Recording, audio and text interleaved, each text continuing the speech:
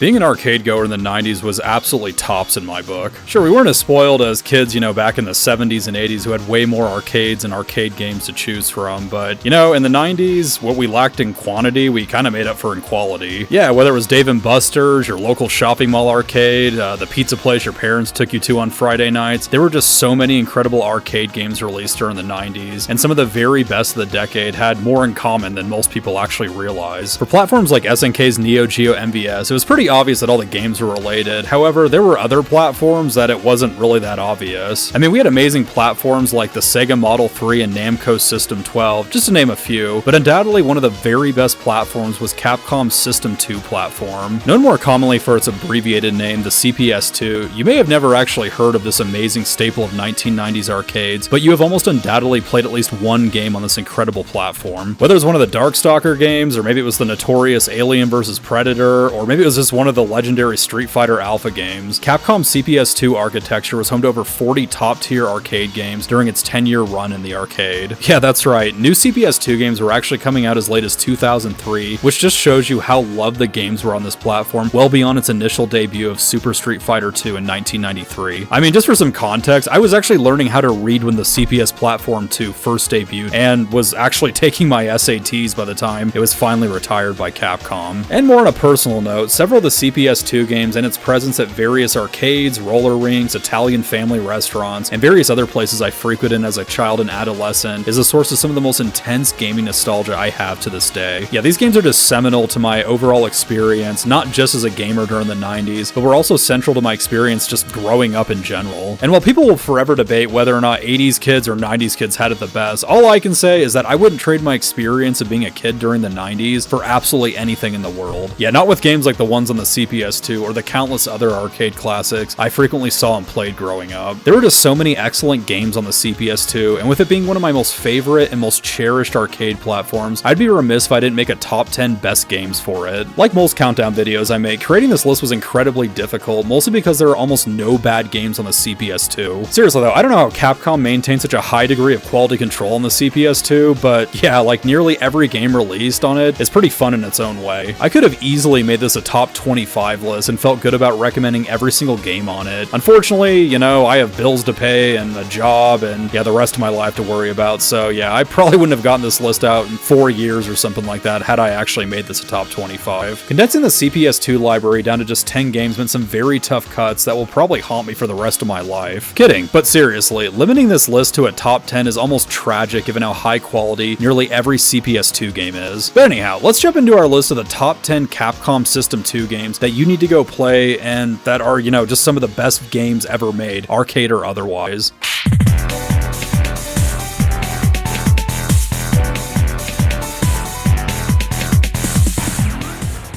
Number 10, Vampire Savior, Vampire Savior 2, and Vampire Hunter 2.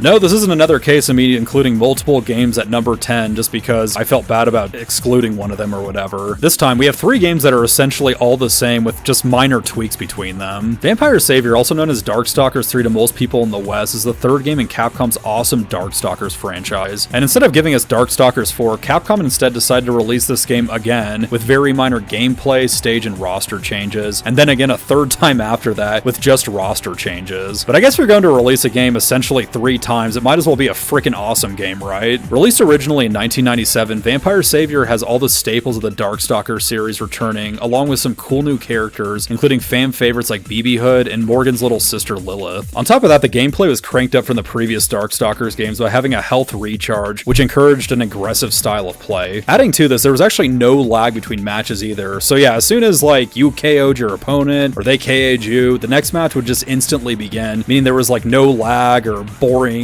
loading screens or anything like that. It was just boom, boom, boom, match, match, match. Pretty sweet, huh? The end result of all this was a game that was very difficult to put down and one you likely spent a fortune in quarters on. That same year in 1997, Capcom released 2 updated versions, Vampire Hunter 2 Darkstalkers Revenge and Vampire Savior 2 Lord of Vampire. If you couldn't tell the difference between these 2 games, you'd be completely forgiven. While both of these games have noticeable differences from the aforementioned Vampire Savior, literally the only thing that distinguishes Vampire Hunter 2 and Vampire Savior Savior 2 is the roster. Yep, that's literally it. More or less, if you were a Japanese arcade goer during the late 90s, you pretty much had to find out which arcade had, which version, depending on which characters you preferred playing if they were some of the exclusive characters, and yeah, just go to that arcade and just forget about the other arcades that had the other version. And regardless of how awesome these games are, I kind of have to call out Capcom. I mean, this is a pretty lame move overall by, releasing two separate games that are pretty much like 95% the same game. But anyhow, regardless of which version of Vampire Savior 2 you play, you are guaranteed to have an excellent time with one of the most underrated and sadly forgotten fighting game franchises of the 1990s.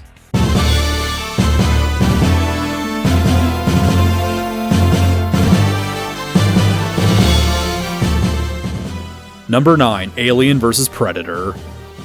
Next on our countdown, we have one of the most nostalgic beat-em-ups of the 1990s. I mean, nostalgic for other people, just not me, unfortunately. I curse pretty much every place I went to growing up that had arcade machines for not having an Alien vs. Predator cabinet in their lineup. Seeing how much of an Alien and Predator fan I was growing up, and still am for the most part, I would have spent every cent to my name as a kid if I was able to spot one of these arcade games out in the wild when I was growing up. Unfortunately, I had to settle for the crappy SNES version of the game, which, is pretty much an entirely different game for the most part, and yeah, it was vastly inferior to its arcade counterpart. In fact, I didn't even find out about the AVP arcade game until probably sometime in the 2000s, years after it initially came out. But you know what, that's fine, because I've made up for lost time and replayed this superb beat-em-up countless times over and over and over again as an adult. AVP allows you to play as two different Predator characters, or two unique human characters, one of which is actually Dutch from the first Predator movie with a massive cybernetic arm. No, not that one. You can also select an original character, Lin Kurosawa, who frickin' uses a samurai sword to kill Xenos. Let me repeat that. She kills xenomorphs with a samurai sword. That's just so cool. But anyhow, regardless of which character you pick, you get to blast through a ton of the aforementioned xenomorphs and their various types, a bunch of humans, and even take on a rogue predator. The story, which I have to say is better than the AVP films that we got years later, also has the 4 playable characters working together to save North America from a Xeno invasion, which of course the evil Weyland-Yutani Corporation from the Alien franchise is behind. In all, this game is just so highly satisfying to play, both as an Alien and Predator fan, but also just a fan of excellent 90s arcade beat-em-ups. Licensing aside, this is definitely one of the most memorable, chaotic, and fun beat-em-ups of the 1990s, which is why it definitely deserves its place on this list.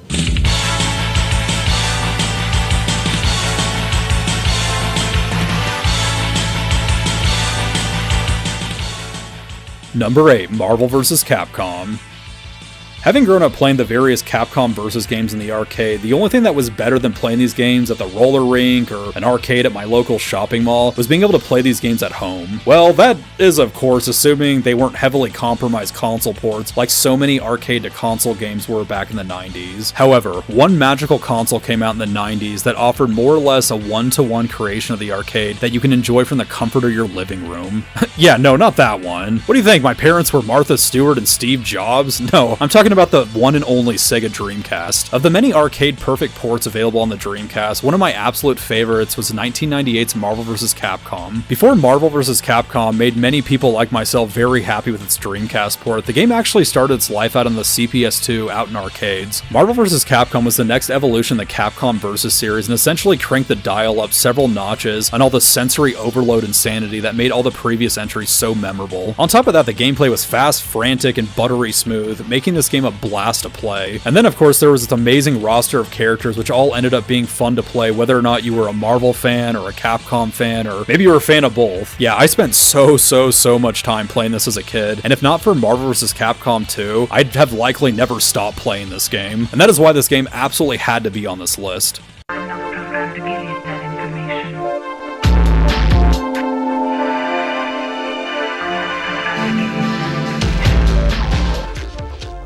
Number 7, Mars Matrix. While the fighting game genre undoubtedly dominated on the CPS2, the arcade platform was actually home to various memorable and highly enjoyable shmups too. Several shmups that didn't make this top 10 but are good fun in their own right are Rising's Demahoo, the Dreamcast darling Gigawing, and the no longer arcade exclusive Pro Gear no Arashi. But the shmup that stands out above all others developed for the CPS2 was 2000's Mars Matrix. Even without its crazy amount of unlockables which were present on the Dreamcast version, Mars Matrix is still an insanely addictive shmup that is even a top 10 on the aforementioned console. Mars Matrix has you utilizing 3 distinct shot types to get through the various stages through this game, which will have you both smiling and weeping at the same time. No one said that shmups are easy games, but Mars Matrix will test genre noobs and veterans alike. But of all the shot types at your disposal, the one that is by far the most memorable and also central to Mars Matrix gameplay is the Reflect attack, which essentially absorbs projectiles right before you throw them right back at your enemies. Yeah, you really have to know when and where to use the Reflect attack because it requires a recharge period, leaving you vulnerable during the game's many difficult sections. But the more you play Mars Matrix, the more you are rewarded with its addictive gameplay as well as its great OST and visuals too. All I'm saying is that Mars Matrix needs a modern port at this point because it's criminal that more people haven't played this outstanding shooter. Make it so, Capcom. Make it so.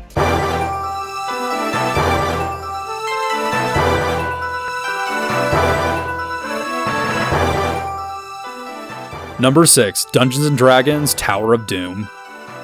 The more I've explored various console genres and arcade platforms over the years, the more upset I am over having not played certain games back when I was a kid or as a teen. Case in point, I would have never shut the hell up about 1994's Dungeons & Dragons Tower of Doom had it been at any of the arcades I went to as a kid. Seriously, I was obsessed with sword and sorcery movies as a kid, some of which I probably was way too young to have watched when I did, but at the very least it instilled a love of fantasy and adventure movies in me that I still hold on to this day. And later as a teen, I got into D&D with several of my friends and have fond memories of wasting entire weekends playing through super lengthy campaigns. So yeah, if I would have come across this kick-ass arcade game that encapsulated all of this, yeah, I'd likely have ended up in juvie for refusing to leave whatever business had this machine. D&D Tower of Doom has everything you'd want in a D&D based arcade game and way more. Yeah, all the cool fantasy creatures, beasts, and settings commonly found in D&D are all here. And while Capcom could have just taken the easy way out and just made this a linear beat 'em up like 95% of all other games in the genre, they instead decided to add shops, interactive NPCs, and branching paths based on decisions the player is allowed to make at various points in the game. The background to all of this is a classic D&D style fantasy plot that is exactly what people playing this game would expect. And then of course there's the heavy-hitting fun beat-em-up gameplay action that just makes all this even better. I freaking love D&D Tower of Doom, and while its sequel was pretty fun too, it was way too derivative of the first game, borrowing tons of assets and cutting out various elements that made Tower of Doom one of the best beat-em-ups ever made. And even with that said, I'd still recommend that you play both of these CPS2 D&D games, but yeah, definitely start with Tower of Doom and be amazed at how ambitious and fun this arcade classic is.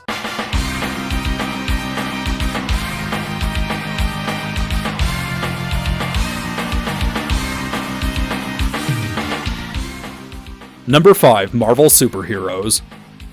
Next up, we visit the granddaddy of the Capcom Vs. series, 1995's Marvel Superheroes. While technically X-Men Children of the Atom preceded it, this was the first game that really felt like it contained the DNA that would later appear in the Capcom Vs. games. In fact, the gameplay was so refined in Marvel Superheroes that I actually think it's better than, many of the Capcom Vs. titles that would follow it. While not as fast-paced and over-the-top as many of its successors, there is just something to be said about how well this game still plays and also utilizes a lot of the unique gameplay elements that certainly make this a memorable arcade title. A local roller rink had this game, and despite minimally being into superheroes back in the 90s, I still loved playing this game with my friends, and also alone if I had to. And yeah, maybe even more impressive is just how much I still love this game, despite the MCU, DCU, and all the other cringy-ass superhero cinematic universes, pretty much destroying nearly any goodwill I had towards the majority of superhero IPs. But before this becomes a fandom menace video, yeah, Marvel Superheroes utilizes a very cool gem system that has you picking up and stealing infinity gems from your opponent during each match. These gems can be used to offer various temporary buffs to your character or even recover some of your HP mid-match. While not the most dynamic gameplay system to appear in a fighting game, it still offers a fun, unique system that definitely makes this game competitive depending on when and how you use each type of gem. On top of that, you have a similar fast-paced, insane combo system found in the later Capcom Vs. games, as well as over-the-top supers that make these games incredibly entertaining. But maybe even more impressive than any of Marvel Superheroes gameplay is this game's presentation, which, despite being an early CPS2 game, still is among the very best looking on the entire platform, even to this day. Stages are interactive and changing, character sprites and animations look amazing, and the soundtrack, oh god, the soundtrack. Seriously though, this game is just entertaining to the max, and whether or not you're a superhero fan, you will absolutely love this game, even almost 30 years after it hit arcades.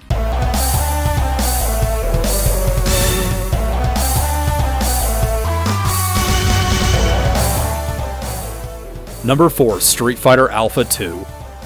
Funny enough, the very first Street Fighter Alpha game that I played wasn't the first game in the series, but actually Street Fighter Alpha 2. In fact, the first time I played Street Fighter Alpha 2 was actually at my beloved and now unfortunately out of business Laser Quest, which was not only a place I went to go play laser tag, but also where I played some of my most memorable and fun arcade games as a kid. And even though Street Fighter Alpha 2 had to compete for my quarters against games like Samurai Shodown 2, King of Fighters 97, and Soul Calibur, it still often came out triumphant and about $5 richer because of me. Released by Capcom in 1996 in the arcade, Street Fighter Alpha 2, or as it's known in Japan, Street Fighter 02, took everything that put the first Alpha game on the map and made it way better in terms of quality and quantity. That's right, Alpha 2 had more stages and characters, but also the gameplay felt faster, more crisp, and easier to get the hang of. And look, that's saying a lot considering the first Alpha game excelled at all these things too. And then there was Street Fighter Alpha 2's insanely good graphics and visuals, which left an impression on every arcade goer who was fortunate enough to play this game back in the day. And of course, I'd be remiss if I didn't mention Alpha 2's OST, which, I mean, Street Fighter games, they're known for having amazing soundtracks, but Alpha 2's is like one of the best. Like, that's saying quite a bit, trust me. Seriously, you could almost not ask for a better 2D fighting game than Alpha 2, which is probably why this game's been ported over and over again, and even received an updated version called Street Fighter Alpha 2 Gold. But regardless of whether or not you go with the OG Alpha 2 or Gold, they are both nearly unbeatable and will instantly make you a fan of the Alpha series if you weren't already one.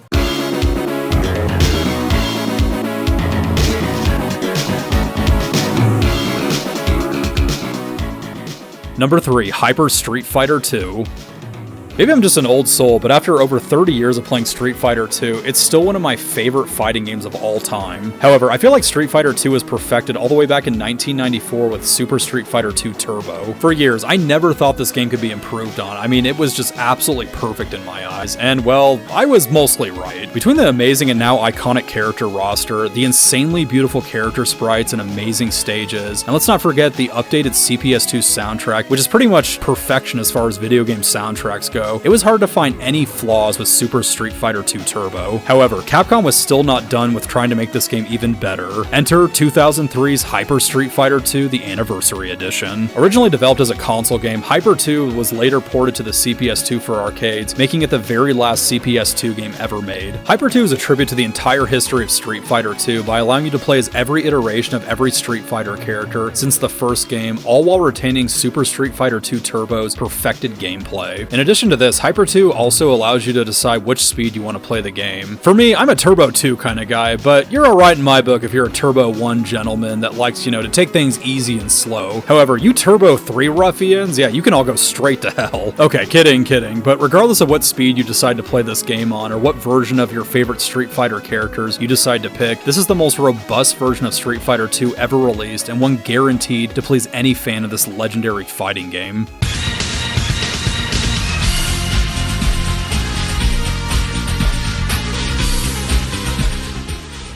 Number 2, Marvel Superheroes vs. Street Fighter. I told this story a long-ass time ago in my Capcom Versus Countdown, but the place I remember playing the most Capcom Versus games was a roller rink I went to all the time growing up called Skate City. In the mid-90s, Skate City had several arcade cabinets, one of which was our friend the CPS2. I remember going there various times in 3rd and 4th grade and having a blast with X-Men vs. Street Fighter. However, on one subsequent visit, the game felt, a little different. The roster had been changed up a bit, the levels looked different, and also the gameplay just felt smoother and more refined. I didn't realize it at the time, but I was actually playing the next game in the Capcom Versus series, Marvel Superheroes vs. Street Fighter. Other than my beloved Marvel vs. Capcom 2, Marvel Superheroes vs. Street Fighter remains my favorite game in that franchise, and subsequently one of the best fighting games of all time in my book. Yeah, I know, it may not have been as insane as Marvel vs. Capcom, but for what it lacked in absolute ridiculousness, it made up with some smooth as silk gameplay, easy controls, and a plethora of other character comforts that make me return to this game more than pretty much any other fighting game out there for the most part. And what makes this all even better is that a very faithful port of Marvel Superheroes vs. Street Fighter was actually ported to the Sega Saturn and even required an additional RAM expansion to play. The PS1 also got a port, but yeah, no RAM expansion, so yeah, that game kind of sucks on that console in comparison. But yeah, other than the PS1 version, go out and play Marvel Superheroes vs. Street Fighter to not only play one of the best CPS2 games ever made, but just one of the best fighting games ever made.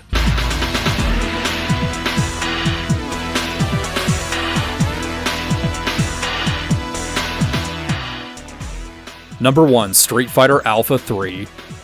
Before I jump into why I think Street Fighter Alpha 3 is the best CPS2 game of all time, which, probably is one of the greatest honors you can give to a 90s arcade game, I probably have to address a couple things first. First off, the only thing separating what is conventionally considered the best in the Alpha series, Alpha 2, from this wild beast of a game is my subjective enjoyment of Alpha 3, and, well, Alpha 3 having also a bigger character roster too. That's pretty much it for the most part. As far as gameplay, graphics, and the soundtrack goes, I literally cannot decide which game between 2 and 3 I like more. The other thing that needs to be said is, yes, I am completely aware that this game was more or less blacklisted from competitive play due to the broken as hell Vism system that more or less allows you to do infinite combos. However, unless you are at like the top 1% of Alpha 3 players, you're certainly not going to be able to know how to pull these infinite combos off, at least with any consistency. In other words, the rest of us mere mortals can fully enjoy how fast-paced, frantic, and just glorious Street Fighter Alpha 3 is. Street Fighter Alpha 3 is not just my favorite CPS2 game, but possibly my favorite fighting game of all time. Let me be clear, I love